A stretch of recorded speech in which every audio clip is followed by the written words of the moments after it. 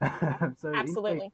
yeah, I mean that's just a kind of segue that they need to bring back that kind of mentality, and I think entrepreneurs should adopt that.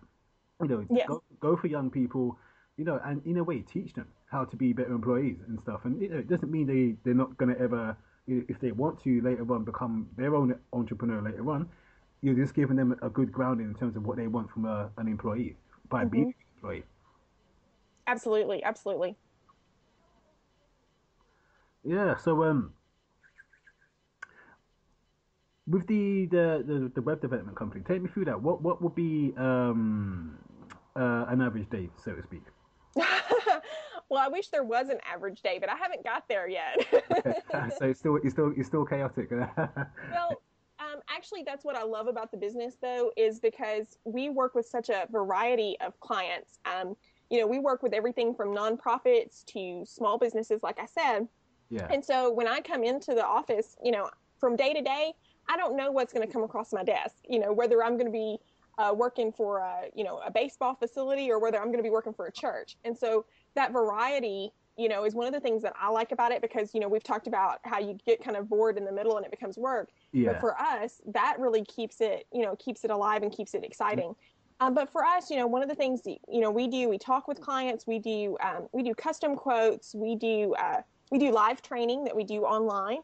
So a lot of these kind of things that we've kind of worked into our production day, again, it really cuts down the monotony of it. But Yeah. like you said, as an entrepreneur, because in a lot of respects, we're handling, all facets of it. This morning before we started the interview, I told staff, okay, well, I'm going to be out of pocket for a while. I've got this interview to do. So, here's your duties for the day. And so, hopefully they're working on that while I'm talking Yeah. to you. Oh, on Facebook. But we'll see when I get done. But so you go from wearing all those different hats, from being the boss to at the end of the day, anything that didn't get done, somebody's got to step in there and knock that out. So Yeah. you go from being the boss to the janitor all in the same day. Mm. And so, but again, for me, that's one of the things that I like about it because it does keep it exciting and it keeps it fresh, from day to day. Mm. One of the things that I think most would-be entrepreneurs they need to in a way position their business where they can keep it as whatever they're offering or whatever product or service, to have a good wide demographic, Hmm. and to utilize the internet in that respect. You are going to get, if you go worldwide but you operate as a small company, you got that leverage because even like, well, I mean, 12 years ago, you couldn't do any of the stuff that we're doing now. And Absolutely. it's way cheaper as well. I mean, I look at what I get up to now, and I try and quantify it in price what would happen 12 years ago, and I'll be spending grands. And like now I Yeah. can do half the stuff like literally for nothing. I'm like, this is insane, but it's good. It's a good insane. Right. Well, you're absolutely right. I mean, thankfully, because of the technology, I mean, what we're doing today wouldn't even be available, so long ago without a really big phone bill. Oh, thank you. Exactly. Well, we wouldn't be able to do this for a start. Yes.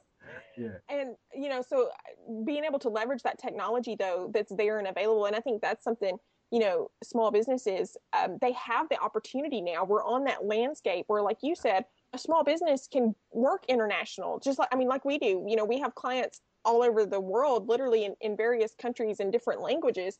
But yeah. because of the internet, it's not a big deal. We're able to connect with them. We're able to meet with them. We're able to do whatever we need to do without leaving the house or leaving the office.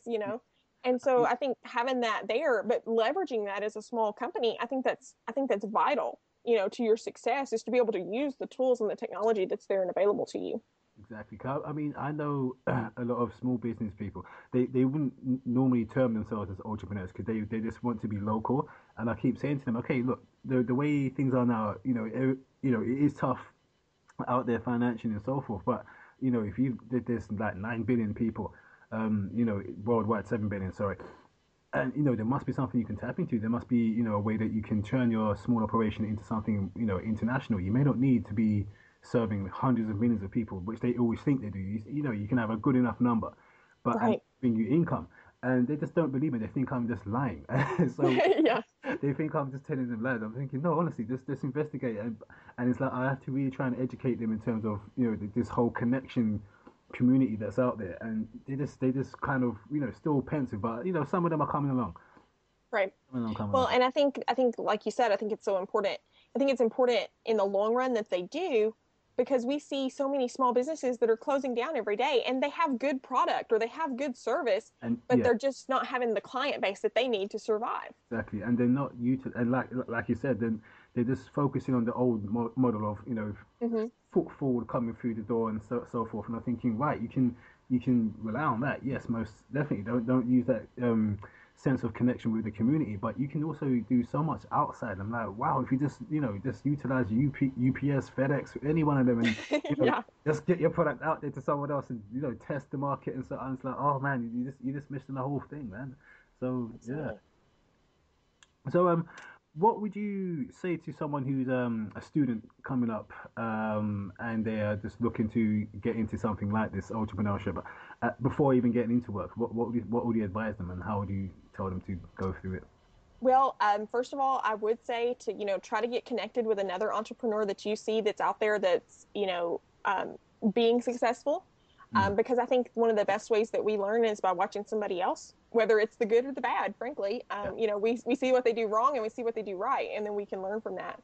And, find somebody to mentor you, in terms of even just day to day dealing with people and how you should deal with customers and how you should interact. Because it goes back to what we talked about toward the beginning about customers wanting to work with somebody that's sincere and that has a loyalty to them as a customer and Yeah, not just wanting it the other way around and wanting them to be loyal to your company. yeah. And so find people that can teach you these things and can show you these things, and they are around. They're around a lot more than you may even think, Mm, listening. But once you've done that, I would say just start something. Take an idea and run with it. And it doesn't matter if it works or if it fails. I've got between Nicholas and I, we have 4 startups that are very successful. yeah. We have the print design company, we have the publishing company, we do ebook conversions through a separate company, and then we do the web development stuff. Wow. Well, along the way, though, between these 4 startups, we've had plenty of ideas and things that we've played with that we've put out there that Yes. didn't make it. So we didn't uh, let that get to us. We cut it off and keep going. And so, I, I I, mean, I think that's one of the things too. Don't be afraid to try things and fail. We hear that all the time. I think that is a good segue because that's what I was going to get onto next. This whole thing of failure. I mean, I speak to people about this, and some of them, they're in sectors or in jobs like with government and so forth, and they basically staring at redundancies.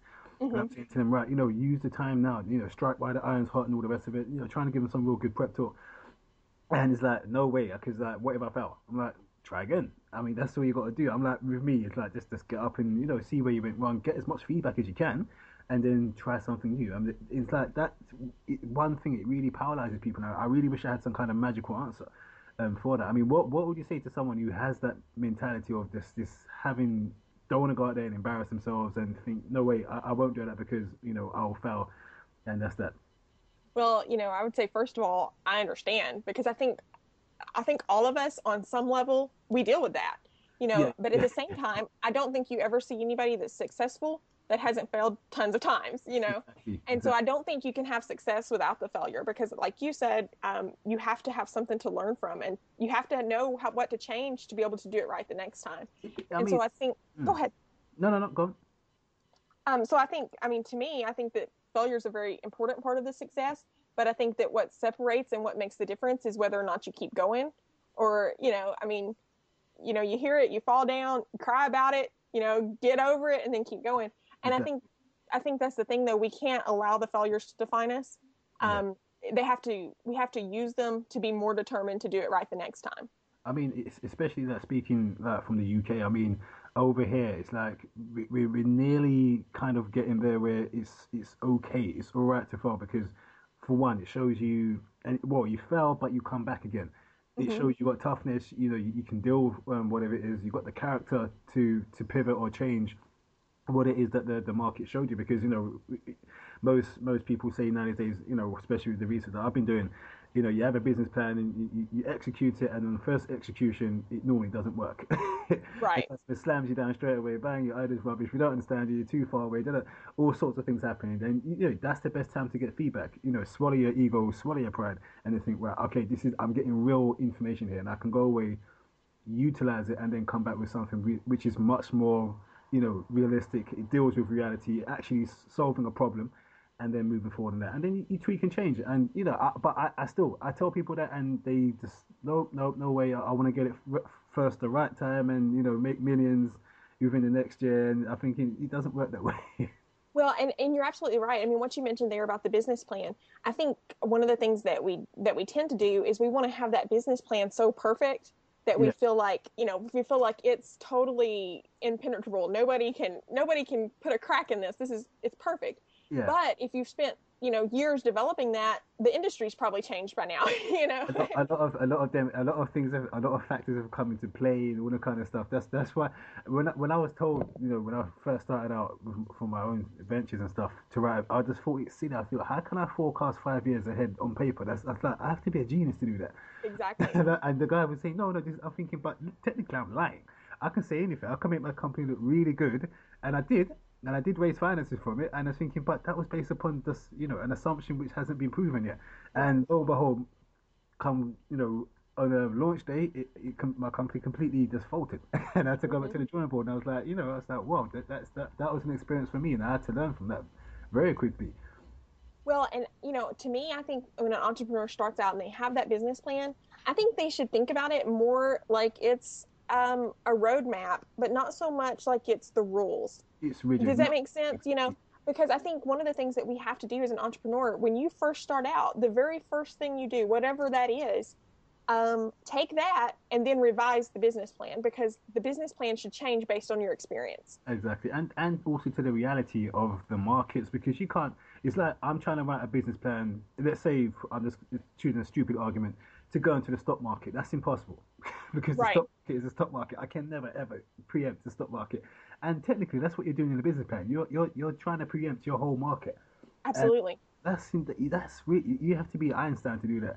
And like you said, the best way to go out there is to test as you go and Hmm. pivot and find out exactly what it is that who you're serving, what problem you're solving, and then take it from there. And you're gonna get a few knocks and a few bruises, but at least you know where you stand and you know the truth of what you're dealing with.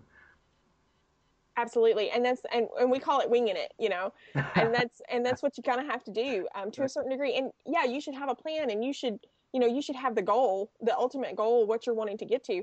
But the way you get there will probably change 4 or 5 times, in the next month, much less, in the overall scheme of things. And so I think having that flexibility as a business owner, I think that's vital, and even changing the way you do things. If you've set up, okay, well, I'm going to do it this way. Well, you know what? If that way's not working, you have to just change that way. You can't Yeah. just keep trying to force that to work No. because that's not going to change. And ultimately, it's going to catch up with you, and you're going to be left behind.